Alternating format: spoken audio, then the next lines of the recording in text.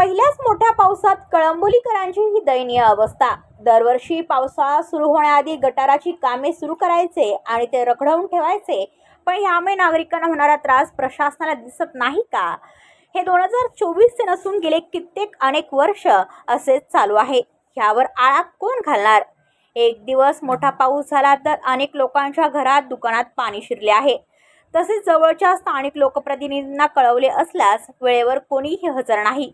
निवडणूक जवळ आली की अर्धवट कामे करायचे आणि उर्वरित निवडणुकीची तारीख ठरली की करायचे, म्हणजे जनतेला हे केलेले काम दाखवून मतं मिळवायची व नंतर 5 वर्षे झोपेचे सोंग घेऊन बसायचे। असे झोपेचे सोंग घेतलेल्यांना 2024च्या निवडणुकीत जनता दाखवून देईल। जे न सांगता पावसासारखे बरसतात त्यांची जागा त्यांना दाखवणार, असा प्रश्न स्थानिक नागरिकांच्या मनात उद्भवत असून संताप व्यक्त केला जात आहे। ब्युरो रिपोर्ट कळंबोली, पनवेल वार्ता न्यूज। आपल्या परिसरातील बातम्या आमच्यापर्यंत पोहोचवण्यासाठी स्क्रीनवर दिलेल्या क्रमांकावर संपर्क साधू शकता। दूरध्वनी क्रमांक 8652414343।